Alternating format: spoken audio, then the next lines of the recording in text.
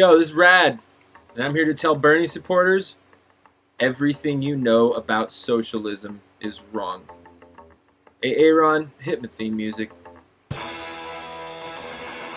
Now we know Bernie Sanders is just another liberal opportunist taking advantage of renewed interest in socialism in the U.S. There, I said it.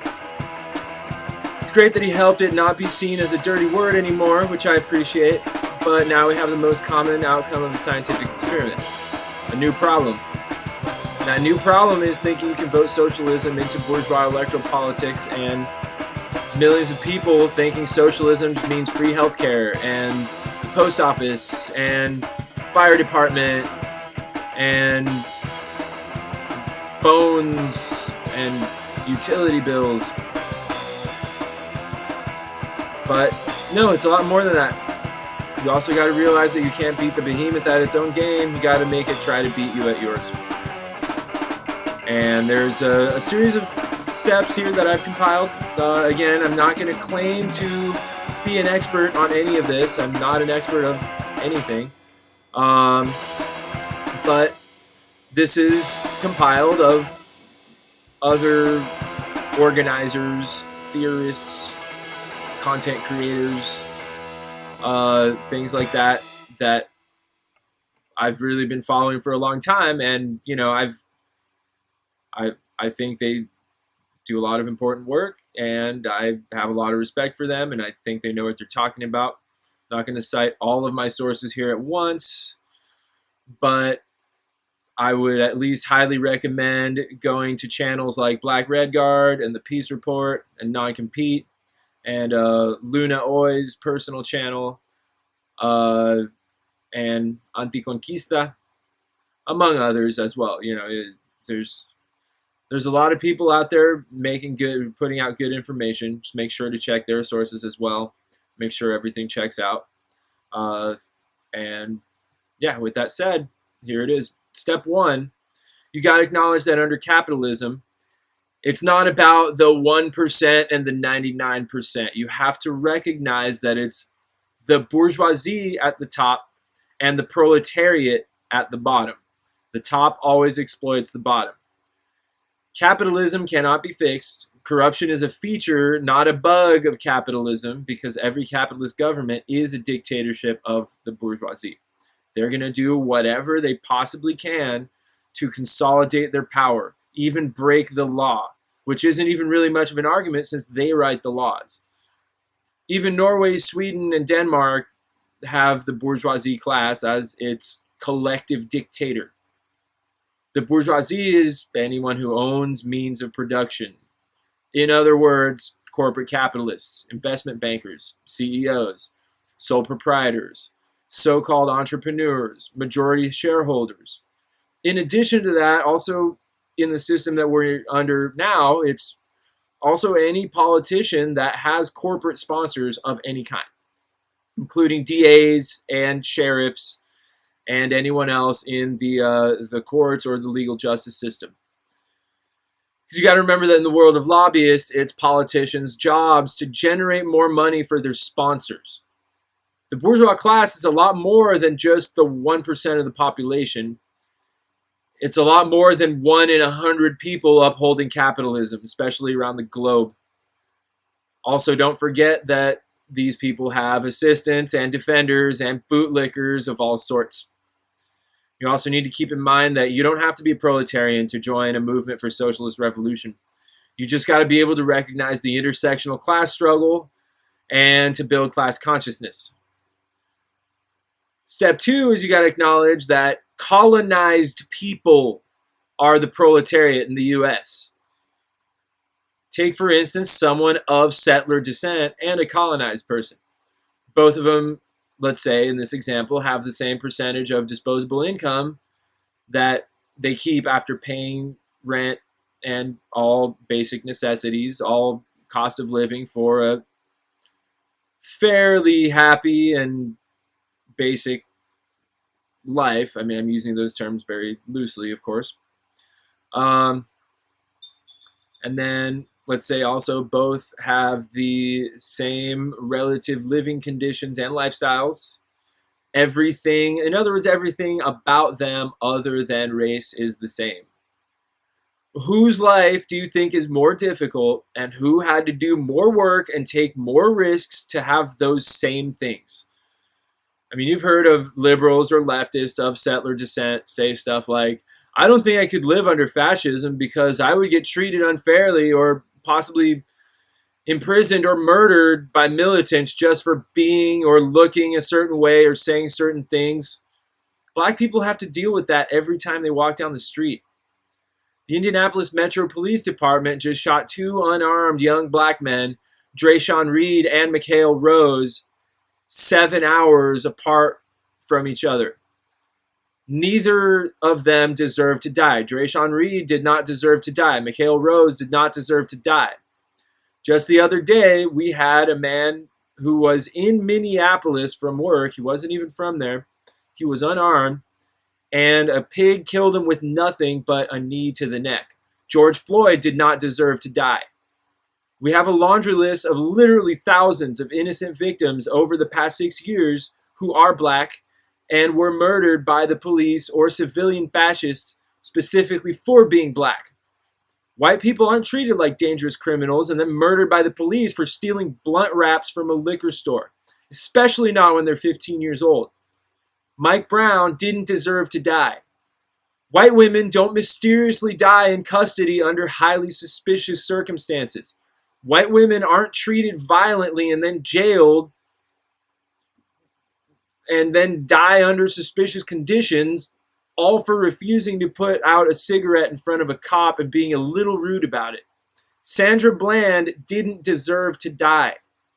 White people aren't shot at church by civilian fascists for being white.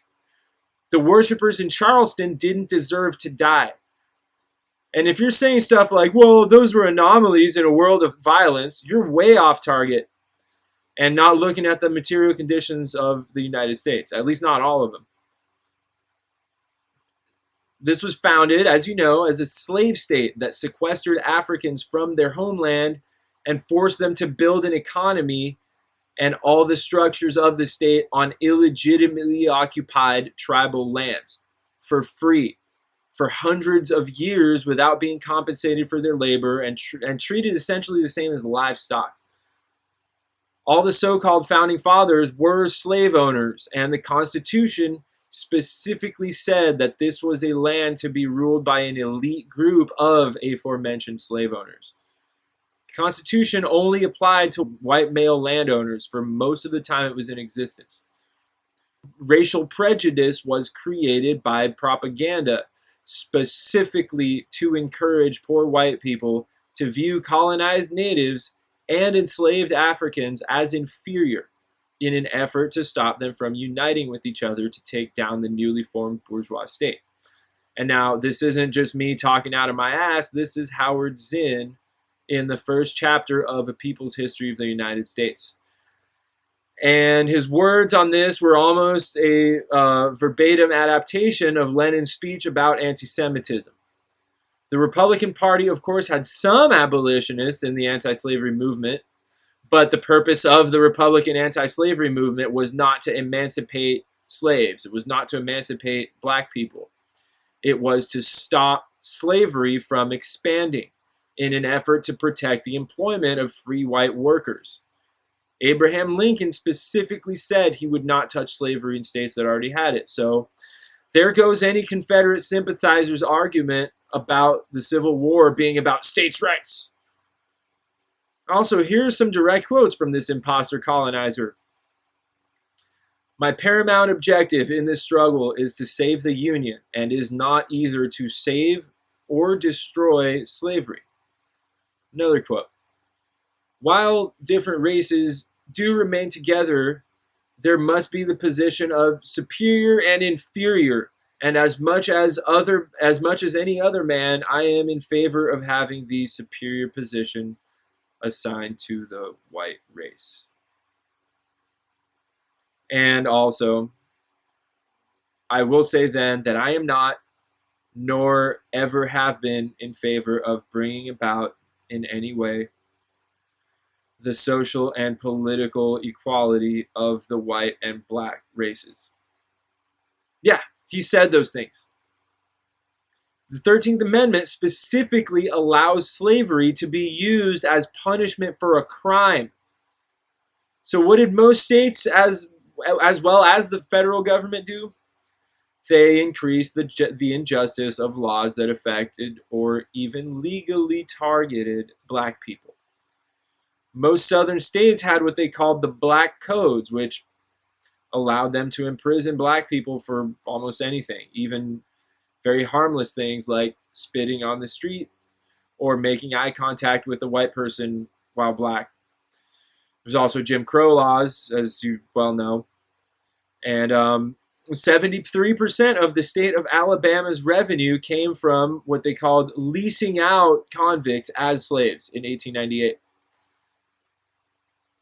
And out of the ones who were lucky enough to never get caught breaking these unjust and clearly racist laws for non-existent crimes, they were still brought back to the plantation and signed contracts with their old slave owners where they worked about 16 hours a day for barely enough money to cover rent and living expenses and taxes. So it was still de facto slavery under feudal conditions, just not chattel slavery. That sort of thing simply didn't happen to white people. Say what you will about civil rights laws, but those have never and alone will never protect black Americans or any colonized Americans from any kind of discrimination or institutional racism, especially when committed by those in positions of power. Not to mention the infamous crime bill of 1996 written by Joe Biden. Step 3. Acknowledge that everything we know about white privilege places those of settler descent on a higher social position in the U.S. than everyone else, and therefore means they're semi-proletarians at worst. The proletariat is the group of the most exploited workers. I'm not going to do your homework for you, but go look at the unemployment disparity and wage disparity by race in the United States. You will see that the numbers considerably disfavor black people. Also, go look at what percentage of black people compared to white people are making more than 60 grand a year. The numbers disfavor black people more than any other race in the United States. And if you're going to look at colonized celebrities, such as NBA players and how much money they make, it's still an intersectional economic struggle within the struggle. Sure, Tim Hardaway and Courtney Lee make $18 million and $12 million respectively, or that's how much they made this year.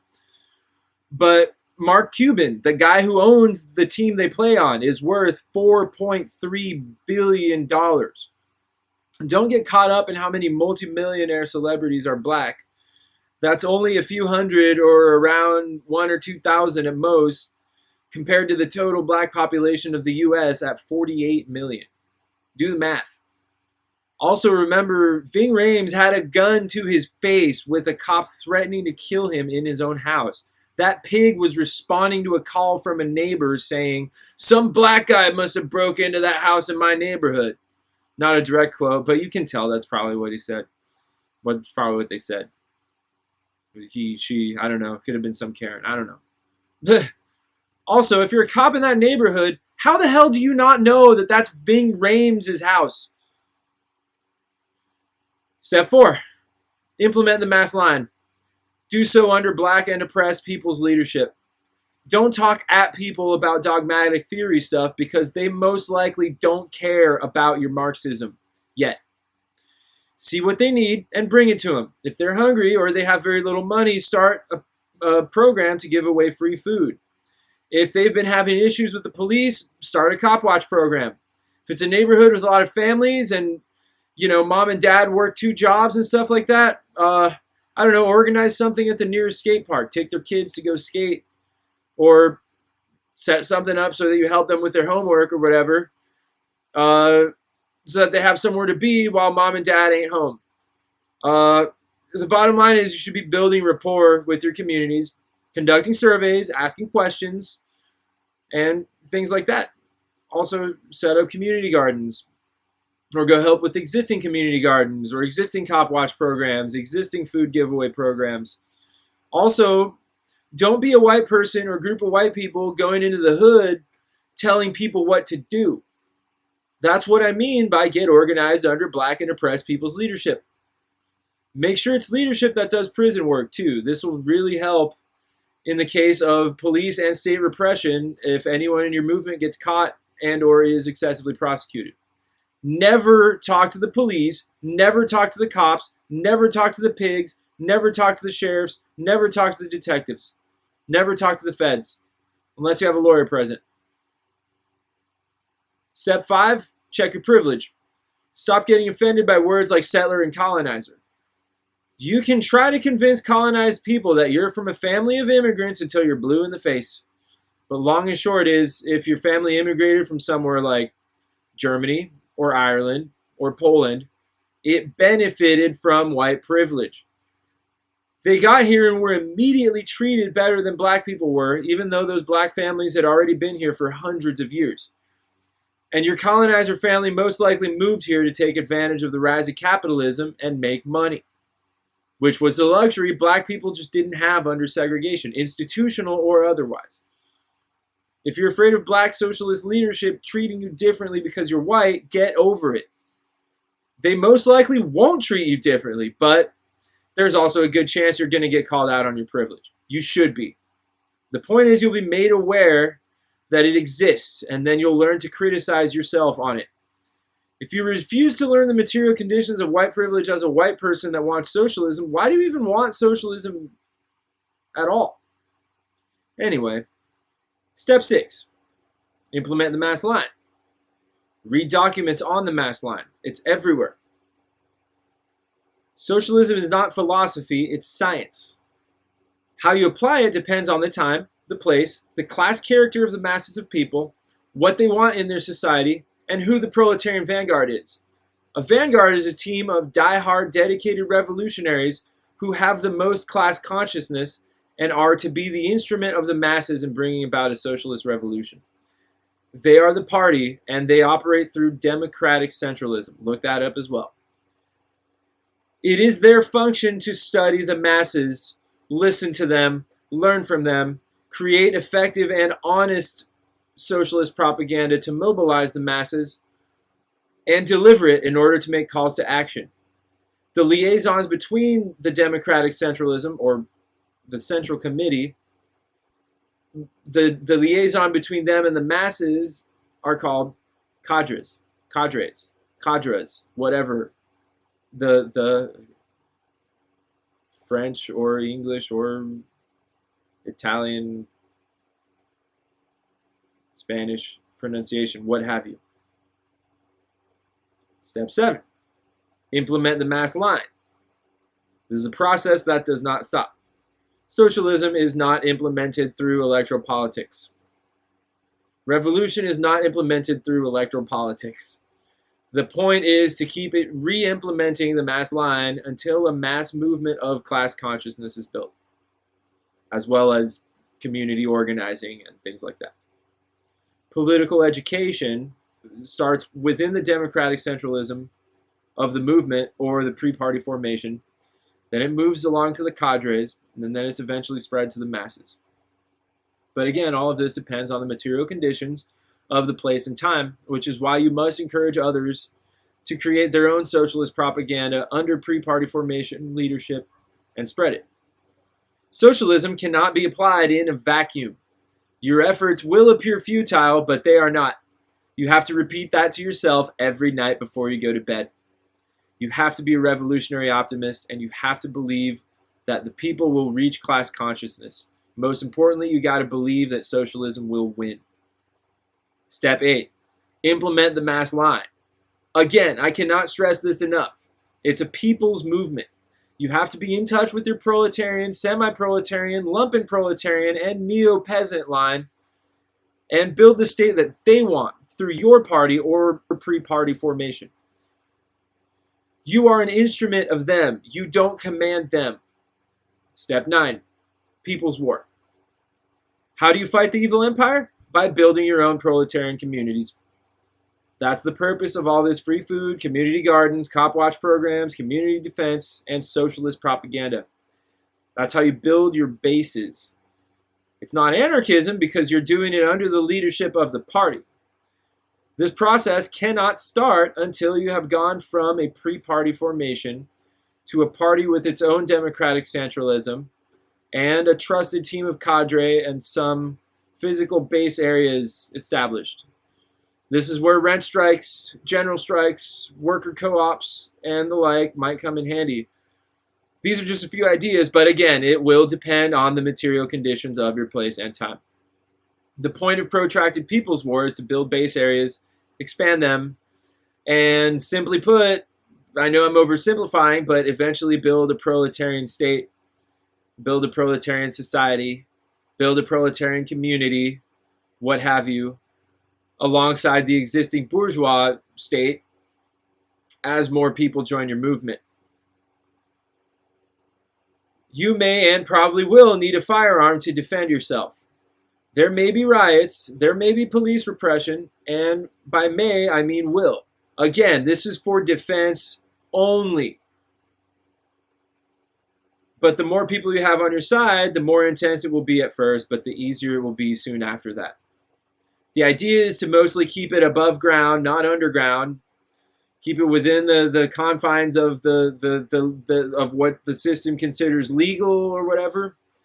Because the point is to get the masses of people on your side. But again, you must believe the whole time that socialism will win. People associate you with being a religious fanatic for that, so be it. Who cares what they think? And again, this is all that can really be said about starting a socialist movement. To summarize, recognize your bourgeoisie and proletariat. Recognize the material conditions of your local communities, the U.S., and the world. Recognize white privilege. Start doing mass work locally under black and oppressed people's leadership. Make socialist propaganda. Study community defense and why it's necessary. Again, defense. Build bases and prepare for people's war. Be ready to defend yourself. Keep building and building and building, and be open to the unfortunate possibility where armed struggle, massive strikes, and other anti-repression measures might be necessary. The whole point is to bring the entire capitalist imperialist establishment to its knees as fearlessly as possible. It's only impossible if you believe it's impossible. Don't be that person. Also, I want to take this time to acknowledge some of the other organizers who have been creating free content on social media, doing a lot of studying and articulation that made this and other videos a lot easier. So please take the time to check out channels like Black Red Guard, Non-Compete, The Peace Report, Anticonquista, and also refer to library.redspark.nu, marxist.org, libcom.org, and even the Anarchist Library for your reading demands. They all have search fields, so you can search for some of the terms you've heard in this video that you don't really know about. Just search for that on those websites I just mentioned. And of course, I don't mean to pick on only Bernie. I mean all of these people in bourgeois politics that call themselves socialists have been guilty at times of opportunism. I mean, just the other day we had Ilhan Omar supporting AIPAC, signing that absurd AIPAC bill, and saying that her biggest inspirational figure was Margaret Thatcher. From the position where she stands, I can understand her being afraid of the backlash that would come from acknowledging the importance of someone like the great Assata Shakur, who is constantly wrongfully accused of terrorism by reactionaries and bootlickers. But she could have said Assata anyway. She could have said Angela Davis. She could have said Marielle Franco. She could have said Benazir Bhutto. But nope, she said Margaret Thatcher. That's got to tell you something. Liberals won't help you. Revolutionaries will. Anyway, thanks for watching. And please subscribe if you haven't already. And again, please subscribe to The Peace Report, Black Red Guard, Non-Compete, Luna Oy, Kwame Shakur, and Anticonquista. All power to the people, no power to the pigs.